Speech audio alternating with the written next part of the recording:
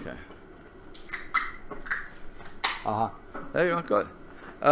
Let me go down more. So we're at 6 constant mitzvot, and we're on page 48.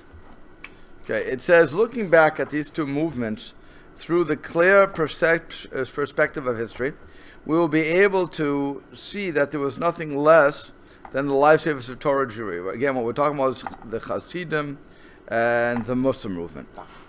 History showed that far better than the other segments of Klal Yisrael, of the children of Israel, Chassidim were able to withstand the temptations of the Haskalah, the Enlightenment, and the many isms that became popular in the late 19th century and early 20th century. Haskalah, does everybody know Haskalah?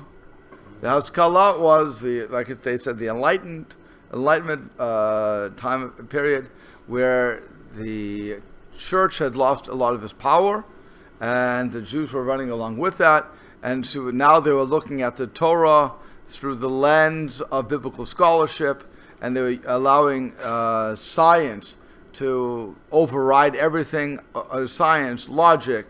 That's what they were into. That was a Haskalah. It's so like post-Napoleon, yeah? With Napoleon. With Napoleon. Yeah. And it was actually a very exciting period because you were now looking at history, at sciences, and it was becoming, it offered a lot to the observer. It was very tempting because along with Haskalah, since religion was taking a bang, now people felt that they would no longer be held down by their religious beliefs. This wasn't true, but it was at least something that excited the Jews, who were saying, wow, if we do this sort of thing, then we can be part of that community, and we no longer have to be separate and in their ghettos and so on and so forth. Again, it didn't work for the Jews because the non-Jewish world wasn't really interested in us being a separate group within the overall group. That's why Napoleon's famous statement was, to the Jews as Jews nothing, to the Jews as Frenchmen everything. In other words, if we're willing, to the Jews as Jews nothing, to the Jews as Frenchmen everything. In other words, if we're willing to assimilate and become part of them and drop our foolishness of kashrut and all these things and being separate, so then why not? It was life, liberty, and the pursuit of happiness. It wasn't America that came up with that. That was Napoleon. So Napoleon wanted Jews to assimilate. Yeah, he wanted that, right. Let's break all the divisions. He was evil like the Greeks. Correct. But again, it was smart on the concept of let's have a united nation. Like the United States of America, what is called the melting pot. Yeah. So we the Jews are the only ones who really took it seriously, and we melted into that pot. But others didn't. The Irish, for the most part, didn't. They were called Irish Americans for the longest time, and the Italian Americans, so on and so forth. They didn't give in so quickly. It was the Jews who, again, saw it as a way to have upward mobility, to be part, to stop the persecution. Yeah, the Eastern European Jews that came in, they saw that right away. Right. But now it's the Jews who are apart, and the Irish and the Italians have assimilated. Not all the Jews. It's only the Orthodox who have decided, because of Rav Aaron Kotler amongst them, was one of the people who said we have to separate ourselves. The Chassidim always said we have to separate ourselves. The people of the mussar movements always understood that this was just part of the torture we had to go through. So really, that's why he's saying these two movements, this is the outskirts history here, these two movements are what saved us. Okay, let's see. So when we look back at the development of Judaism in America, we find that Chassidim were able to strengthen many areas of observance that have floundered until their arrival. Their emotional bond to Judaism formed the bedrock of their unwavering commitment to Torah and allowed them to succeed in building Jewish life where others had failed. Now the other thing is, with the Chassidim, let's be honest, the Chassidim have a Rebbe. They have a person they're looking to for their answers. This is what today we would call Das Torah. So the knowledge of the Torah, where they go to their Rebbe and they want to know what job they should have, which woman they should marry, what they should do. They want to be led along the way. I mean, I'm oversimplifying, but for the purposes of what we're doing, we have to understand that before they would get married, and Moshe tells the story before he got married to his wife, he wrote to the Lubavitcher Rebbe. And the Lubavitcher Rebbe said something like, I forget the exact language, but basically Mazel Tov. And so he could marry his wife. And Baruch Hashem, many years later, many kids later, they're very happy. Good. But that's how it was seen by many people, that they have to get the Rebbe to acknowledge that what they're doing is good. And if the Rebbe would say no, it's no. Period. Because the Rebbe knows better. It's like father knows best, in the old days. Okay, so it places an emphasis on enjoying Judaism, which, as we will see, is a part of Ahavas Hashem, the love of Hashem, the fourth of the constant mitzvot. So that's another thing. If I'm bringing in this concept of enjoying Judaism, again, think about it. Even today, how many people say, enjoy Judaism, enjoy what you're doing? Where do you see that message? You really don't hear that message. You hear you have to do it. If you don't, I'll give you the classic example. If you talk in shul, you're going to bring destruction to the Jewish people. Really a positive way to get me motivated to not talk in shul. Okay? Yeah. So I'm not enjoying Judaism at that point.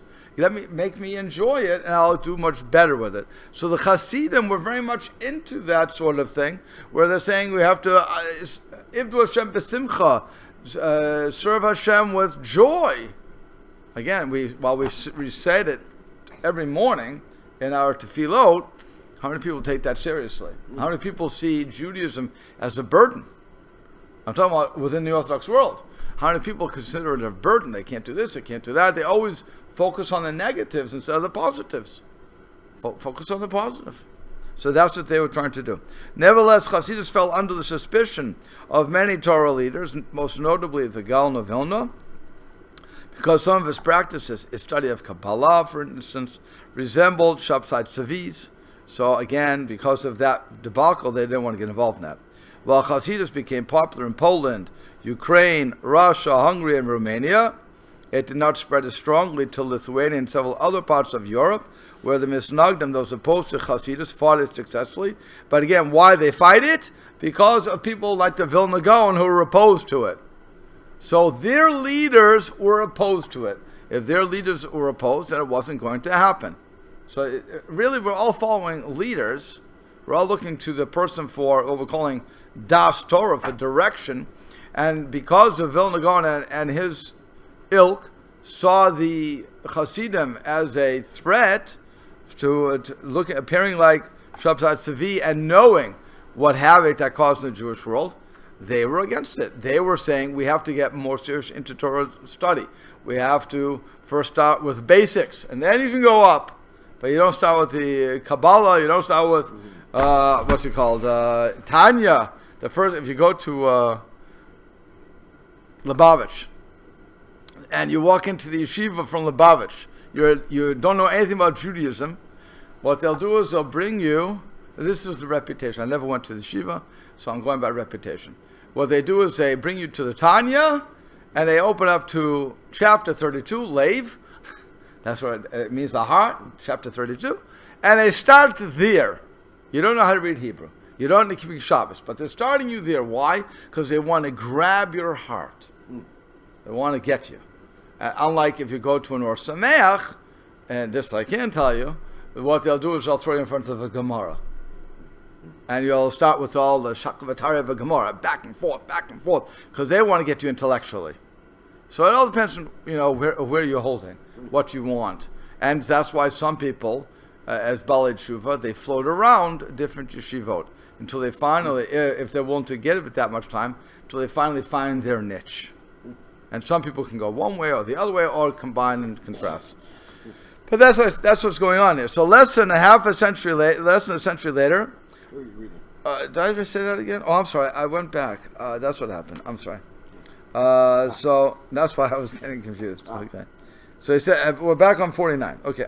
So in the non-Chassidic Jewish world, most of the Torah institutions that exist today were founded or led by those associated with the Mussar movement. For example, the Yeshiva of Kelm, Mir, Slabotka, Nervadik, which were led by great Mussar masters, produced many of the Gedolei Yisrael, the giants of Israel, who rebuilt Torah in America and Eretz Yisrael and the land of Israel following the destruction of European Jewry. Rav Aaron Kotler, like I said, he was Lakewood. Rav Reuven Gruzovsky, Rav Yaakov Kamenetsky, Rav Yitzchak Hutner, Rav Yaakov Yitzchak Ruderman. All these are Rosh Yeshiva of different schools. Rav Elazar Yehuda Finkel, Rav Yaakov Yisrael Kanievsky, I think he's still alive actually. Rav Chaim Shmulevitz,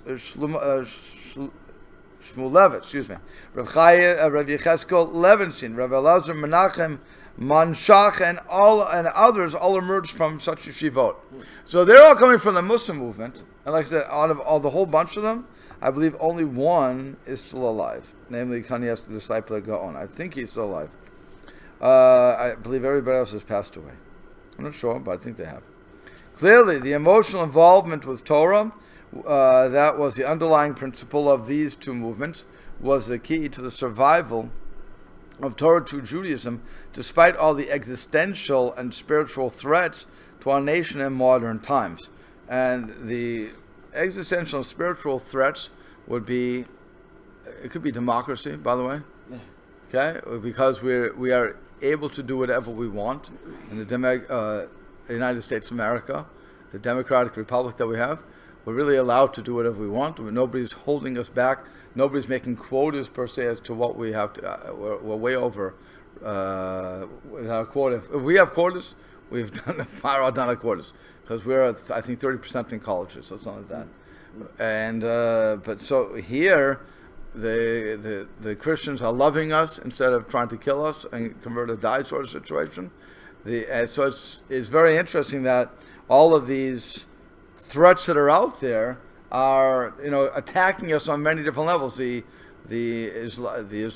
Muslims, according to what we see, certainly the fanatics of the group, what do they call them? The radicalists, whatever they call them, extremists. What?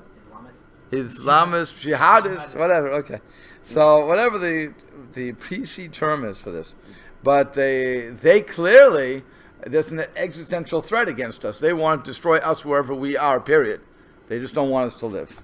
Okay, so that you have different approaches here, and yet what you see out of all of us, the greatest growth in America and the world is Chassidim, Black Hat Judaism. Not us, not modern Orthodox. No, we do not. We have growth, but nothing like the Chassidim. Nothing. They have 10 kids, 15 kids. There's a mitzvah all the way through, and their kids have. I mean, I read in the paper. I read on Facebook. There was one woman, and I shared the page. There was one woman who survived the Holocaust. They have two stories. One survived the Holocaust, and they went to the kibbutz, blah blah, and they just had their 100th grandchild.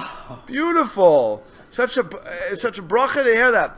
Then there's one other story. A woman who was, I think she's a Satmar. I think she just passed away. Satmar Chassid. She survived the Holocaust. 2,000. She saw the great grandchildren. 2,000 from her. Whoa! Can you imagine? For one woman, 2,000. You can't compete with that. And because I think she had 10. She had 10 children. They all had 10 children, and then they had more. And it's unbelievable. Wow. I mean, when you see, and the story goes, she knew all 2,000. What? That's where you get to 1,000 at 10. Yeah, I mean, once they start having kids, it's over. But but that's the thing. They believe. One second, they believe that as the holy mission, and that's all because of the joy of Judaism and so on and so forth. That really was a kick, and that's why they have such growth. Tremendous growth, yeah. Do Jews do what? Do Jews wherever they for Chassidus, do they send their children off to the army, or will they not do that? In Israel? If they are in Israel, will they send them? Will the army say you have to give because when you're 18 or whatever the age is? Do they process that, or do they say yeah, sure? Because I know there's a group in Israel. There are those who will and those who won't. So I'm not. It depends on which group you have. Satmar is against. Just to answer that question, Satmar is certainly against. Torah Karta will not send the kids. There are some who will, some who won't. Torah Karta is Chassidic? Yeah. Really? Torah Karta, so. Last I checked, they were anyway. Will Lubavitch send their kids in the army? Lubavitch, I'm not sure if they will. They probably will. I think the Rebbe was for protecting the land. He wasn't for the secular government, but he certainly was for protecting the land and living in the land. And so they may join up as possible as a Shita, but there are other Orthodox such as Hesder who certainly follow. And there are others Chassidim who do. So it depends on what the Rebbe, whichever Rebbe it is. 1 second. It depends on what the Rebbe is holding and what the Rebbe rules. And the problem with the armed forces, any armed forces, and certainly in Israel, is that they are not really preaching. They're not working via Torah. They're working via a secular state. So that sometimes can put the person to spiritual danger. When you're in America, so we have our rights, and we're very protective of those rights. So we can say what we want, and the government, for the most part, has to listen. When it comes to Israel, they are Jews. How can you tell the Jew not to do that? So, like I said, it becomes more difficult. So that's why you have some people who are very much against joining the army, because they hold that as a spiritual war that is being waged, Zionism versus Judaism, and they do see that as a war. I'm not saying I agree or disagree. I'm just saying what they hold, and actually I disagree. So fine, I'll put that on record. I don't think there should be a fight. I think that we're living in Israel. If it's our land, we have to protect it. Yeah. What was your question? That's just a very, very to get your people, or to have a people that believe that it's a godly thing, a good from God thing to have a lot of children. That's a very, very good manpower sort of generator, I guess. They're not doing it because to generate manpower. I know, but for a governing force, it's oh wow, those Jews really read public with that's nice. In case we want manpower, those Jews. Yeah, but they don't see those. Yeah, but then the Jews might say no, we don't want to. Right, so it's not a. Yeah, they're not. The government really doesn't want that sort of manpower because they're not being involved. Yeah, right. So if they would all be involved, of course, they would want that tremendous growth. But it's not clear that that's what's going on, and worse than that, since they're not gainfully employed, so they become some of them. Again, I'm speaking from their terms. Some of them become a drag on the system. So people are very upset. Wait, you're not joining our war games, but you're taking our money. Well, that's not fair. So again, all that stuff comes up. It creates a lot of bad blood in Israel. But that's not where we are. We're right here. We're just looking at what the worlds are. Okay, that the Israel part is a very difficult story, but that really does deserve a class on its own to understand the politics of what's going on there. Okay. Yeah. Is it good? Everybody's good? Okay, let's go. So now, in our study of the 6 constant mitzvot, we will find that the primary principle behind these mitzvot is harmonious with the principles behind Chassidus and mussar. These 6 mitzvot require us to develop an emotional bond with God and His Torah, and not suffice with the mechanical motions of mitzvah observance.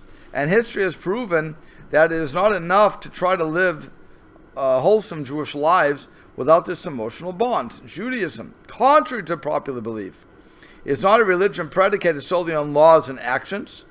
An emotional bond to Hashem and His Torah is vital for our continued existence as a Torah and for our spiritual fulfillment and growth. Now, there are those who would disagree with that statement, by the way. Let's be honest. Some people would say that a religion is predicated solely upon the soul's and actions. Because lo lishma bo lishma. I don't do it for the sake of heaven. I'll come to do it for the sake of heaven. So if I'm going to wait for everybody to develop an emotional bond with God before they do anything, while it may be good in the long run, is horrible in the short run. Because I have to convince you to have a relationship. It's like if I can't, two people are going out. They want to see if they're going to be a husband and wife. Great.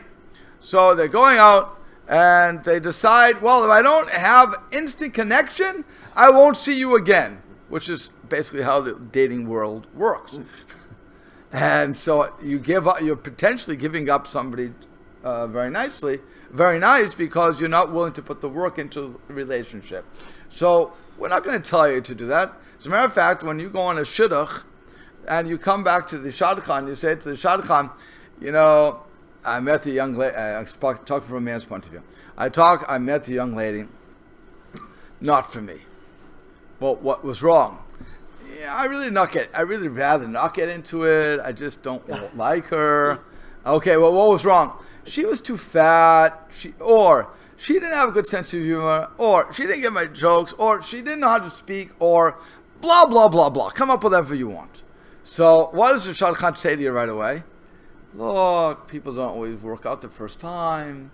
Try a second time. Go on the second date. What's it going to hurt? If you still feel that way on the second date, well, we can talk. But otherwise, one date, it's not fair to go by first impressions. You're going to get that. And if you're not really strong to that shadchan to say, no, if you really don't do that, you'll find yourself on a second date. And by the way, the girl who also doesn't want to go out with you, she had the same thing. I didn't like the way he parted his hair.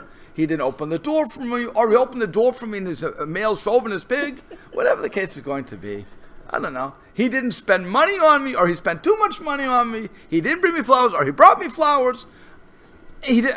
I went out with I remember one of my first shidduchim, they asked me, she asked the shadchan, does he wear a hat? Right, just like yours, a black hat, right? So he called me up, he says, do you have a hat? I said, of course I have a hat. A baseball hat, I have a ski hat. It's the middle of the summer, I don't think she wants me to wear a ski hat. Would you like me to go with my baseball hat? He was very upset with me. And he said, she wants a black hat. I said, wrong guy, I don't have that. So should we call the shidduch off right now? No, you should go with her. You should go with her. So I said, but he said, do me a favor, wear a jacket and a tie. I said, I will. I hope she's worth it. So, and I went out. We went out. We saw each other 30 seconds. That's all it took. And we both knew we weren't attracted, so leave me alone. But, of course, you have to go through with it. You have to still go out and so on and so forth. But when I called the shadchan back and said, okay, let's try to refine where we want to go with this. What was wrong? It just didn't, you try to be nice. It just didn't work out.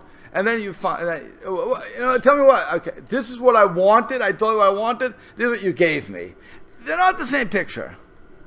Okay. And so that person never fixed me up ever again. It was a one hit wonder for him. That's it. But that's what you run into. Okay, so here it's the same thing. If I try to have you have a relationship with God before I get to put on your tefillin talis, or tzitzis, or kippah, eat kosher, blah blah blah, I'm fighting a losing battle. I really am. I'm not doing anything, because how do I get you to love Judaism? By experiencing it. That's one opinion. The other opinion is no. I only get you to love Judaism if I can get you to love God. So he's going one way. I'm just saying the other side is certainly there. And I think we have to admit to that and understand that both of those sides exist. I'm not sure who's right and who's wrong. I would think that, again, I'm coming from the more rationalist point of view, where I want you to start being part of the operation, and then your cognitive dissonance will cause you to come to the other side too. Because you're saying, why am I putting on tefillin when I don't really hold by this, so I must really hold by this. And we get to that way. That's cognitive dissonance, right? Fake it till you make it. Fake it until you make it. Right. Otherwise, on in Gemara language is lo lishma bo lishma. You don't do it for the sake of heaven. You'll come to do it for the sake of heaven. I clean my room because I want my allowance. Then I suddenly clean my room because I realize, hey, it's good to have a clean room. Okay. So here we go. Today, our connection, bottom of 49. Today, our connection to Judaism and Torah is being challenged by issues similar to those that plagued the Jewish world prior to the creation of Chassidus and the Muslim movement. Jews throughout the world, and particularly those in Eretz Israel, are being reminded once again of Haim Am Levadad Yishkon. They are a nation that dwell in solitude. Israel is castigated time and again by an overwhelming majority of the nations of the world. And anti-Semitic attacks are on the rise in a world that is apparently rethinking the pledge of never again, that is so loudly proclaimed when the horrors of the Holocaust were revealed. After a brief half-century respite, respite. Many Jews once again feel unsafe.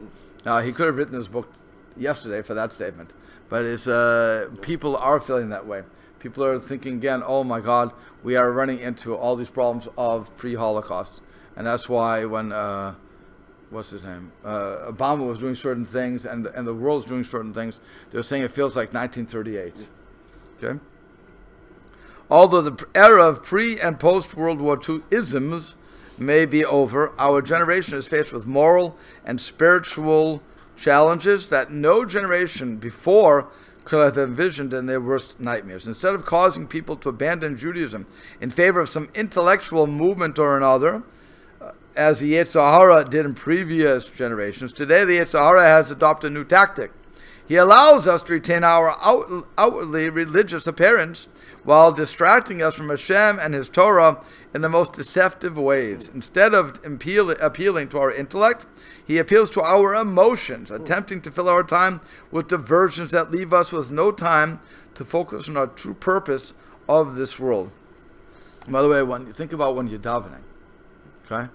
When we're davening, we start with brachas, and we go approximately 80 pages. I'm figuring 80 pages, let's say, just for argument's sake, 80 pages. And we do that within a half hour, or 35 minutes, or 45 minutes, depending on where you want to go, 50 minutes, 80 pages. And we're flying through that. Those now, even if I have kavanah for some of it, even if I have for all of it, okay, I'm still saying it extremely quickly. But what's really going on during when I'm davening? Somebody, this annoyance, that's what's on is the cell phone, buzzes, rings, and so you have to turn it off because you don't want to disturb other people. Instead of just leaving it off when you came. Why did you turn it on immediately? So I'll answer you because somebody's going to text me to say I can't come to Minyan, so I want to know.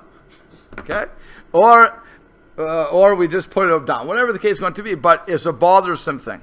Or you hear people in the show go like this, which means, oh, I'm going too slow? Oh, what's going on here? You hear everything. You hear everything. Can't hear it. See, you follow Hashem, you can't hear everything. But you, yeah. Is that sort of when the person up here coughs, and then about a second or 2 seconds later, I hear someone next to me cough, and then maybe a second or another second later, I hear someone like. No, that's not because we're going too slow. No, but I hear like, is it like signaling each other? Like, oh, I'm No. done. No. Okay. No. If it was, we couldn't tell you. No. Oh, okay. That's no. As a matter of fact, the only one they're waiting for is me to go like this. That's what they're waiting for. Right, go. That's what they're waiting for. Engage, right? That's all they're waiting for. Here, and then HOC, they look to Rabbi Bowman or whoever and the yeshiva one, I forget who they're looking at. But for the call, no, there's one person. Yeah, no, they're looking for the nod. Right. For that one person. There's always one person that goes, Yes. go. But everyone starts coughing like I'm done. No, they're not doing that. That just happens to be coughing. They're just coughing. You're putting too much onto that. Right, or are they good? But what I'm saying is, what are you thinking when you're davening Shemona Esrei many times or anything? You're thinking about the business. You're thinking about all these other things. You're thinking about Torah. Could be you're thinking about Torah too, by the way. That's pshat. You shouldn't be thinking about that. That's the Yetzer Hara kicking in on you. That's what he's picking on. Okay, so you think you're doing L'Shem Shamayim. You think, if I'm going to get lost, I should get lost in Torah. The answer is no. The answer is no. Someone wants to speak to you, the answer is no. It's not because you're destroying the world or the Jewish communities or whatever else, all the negatives that go into it. It's because a very simple thing. If I'm talking to you, by the way, again, one of the evils of the telephone, something called call waiting. It's an evil of this telephone. And I don't know how to use it.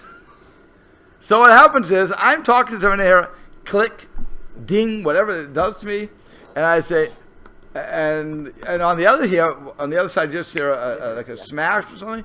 So somebody once said to me, "You have a call coming in." I said, "But I'm talking to you. What do I care? I'm talking to you." When I'll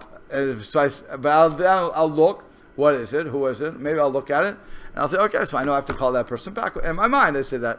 But I never go, people get angry at me. I called you. I said, but I was talking to somebody. But I called you. Yeah. I go back to you. No, but I need you at that second. Are you insane? I'm talking to the President of the United States of America. I don't want to listen to you. I'm sorry. I'm talking to somebody. You're not more important. If God calls me, I'll pick it up. They called you too. Yeah, but they go at the second. And I said, what would you do if I didn't have call waiting? It would be a busy signal. You deal with that, right? You wouldn't think twice about it. People don't know busy signals. Right. That's all thing. No, because the voicemail, there's no such thing as right. But like I said, we have, my wife came up with the greatest statement. The telephone, she was right in front of the telephone. Right in front of it. The telephone was ringing. And I said, so pick it up. She said, I'm not obligated to pick up the telephone. I'm not obligated. It's my choice. I'm busy doing something else. They will wait. And I said, that is so freeing. Okay, when you realize that you don't have to pick up the telephone, I'm not obligated. It rings. So what? I'm not obligated. So whenever she says, didn't you see the messages? I said, I'm not obligated to see the messages. I don't have to do it. It's not for me anyway. They want me. They know my number. That's it. They know my number. But it's interesting. But that's the Yetzer Hara telling you have to do this, you have to do that, and it gets you off, and it ruins your relationship again. Just think about it. If somebody's talking, you're talking to God, or you're in a downside, you're just listening, as it were, to God, and somebody comes to talk to you. It's no different than call waiting. Just ignore it. I'm in the middle of the conversation. Leave me alone. That's what it should be. That's why you shouldn't talk. Not because you're going to destroy a community. Because you're talking to God. I realize who I'm talking to. You would never disturb yourself. Can you imagine if you were with the President of the United States and suddenly you got everybody gives me that look. Okay? And I hold like this. Even if you're with Barack Obama, if you have the audience and suddenly you get a call, you're not going to say, excuse me, Mr. President. You're going to go bang, put it on, or it'll be on, you'll ignore the telephone because you still are talking to the man, whoever the man is, still the man. So I think that it's like the person who says to me, they'll give me 98% of the $1 billion to the Torah Center. I say, if Yusuf Hashem, you should win, because that day I want to write the check. And then they'll tell me, well, I really didn't mean 98%. I really meant something totally different. I'll give you 2%. Okay. That's what I want to see people, when they come to that, to tell me what they really want. So even, like I said, it could be, huh? Yeah, 10%. As the number gets bigger, that's significant. Harder, very hard. 100%. 10% on $100. Easy. Right? I said that many times. Yep. I said, when a person's making, I gave it to the boys one time. I said, when you make $100, when you make $1, it's 10 cents, easy. When you make $10, $1, easy. When you make $100, $10, You're thinking about it. You're thinking about $10. $10 is a lot of money to give tzedakah. I can give you $1 and get away with it. What's the big deal? When I'm making 1,000, that's 100. Oh my God! Now I'm making 10,000. Whoa! Now I have to give 1,000. I'm making 100,000. 10,000? Are you crazy? I'm not giving 10,000. I'll give you something else. Leave me alone. 1 million. 100,000. 1 billion. Ooh. 100 million. It gets harder. 100 million to tzedakah. Can you imagine setting that aside for in your trust for tzedakah? 100. Am I wrong? No. 1 billion is 100 million, right? Can you give all your money to one person, or do you have, if you have that much money? No, you can give it to a lot of different people. You don't have to give it to one. Are you obligated to give it to a bunch of different people, or No, can you give to it one? doesn't matter. No, that's something else. It gets hard, and if the numbers get big enough, it's not. You have to be careful with it.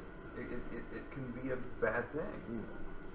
Why would You it be can bad? damage people. Okay. So again, you have to know what you're doing. Maybe you have to know what you're doing. You want to argue that. But what I'm saying is, for that person, it's no longer the 10 cents. Now they suddenly become God's banker. 10 cents we were in God's banker for. We put it in the pushkin and forget it. We didn't care what happened. We didn't care who's buying the cup of coffee with it. When it comes to $100 million, I want my plaque on the wall. I want everybody to know I gave the money. It's my scholarship, blah, blah, blah. Nobody's willing to give so much money. And by the way, 10,000 also. Nobody's willing to give so much money without something in return. Okay? And really, it's not my money, though. It's God's money. So, and for you, when you were asking, so what you could do is, I hear what you're saying. If I'm giving a person who's poor, and I'm going to give him suddenly $100 million, so he has to give, by the way, 10% to that too.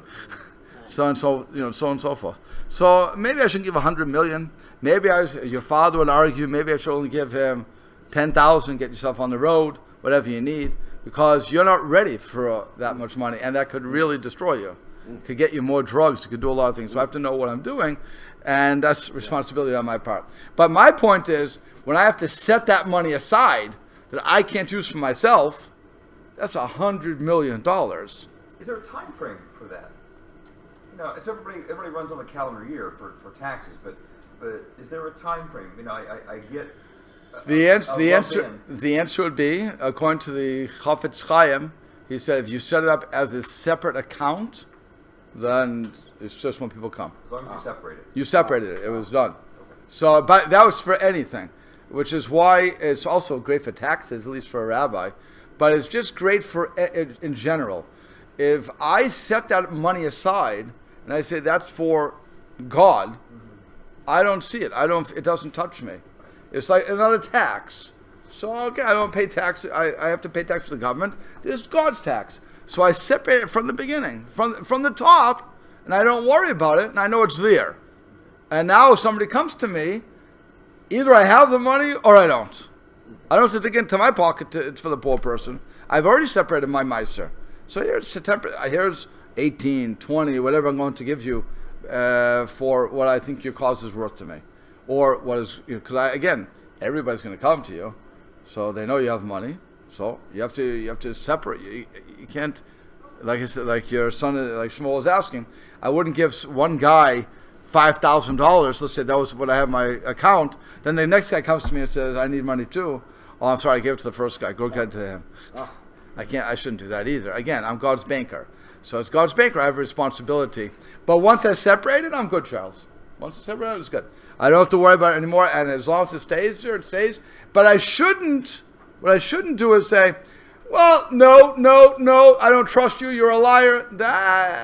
No, you have to give. You have to give. And it's not like when they set a trust up or whatever they call that, they always say that you can't touch a principle. No, that's exactly what you're touching. If you can make that grow, gesundheit, but whatever grows is part of that tzedakah fund. It's not for you to keep and for you to keep managing. Okay? It's not an end. So that's one thing that's important. Oh wow. Okay. Let me just get down to. Am I near this? Yeah. So let me just get down to it. So now more than ever, we have to find a way to infuse our service of Hashem with emotion and feeling, to live for Torah and mitzvot, not just do them. Okay, we'll have to stop here. Next week we don't have class.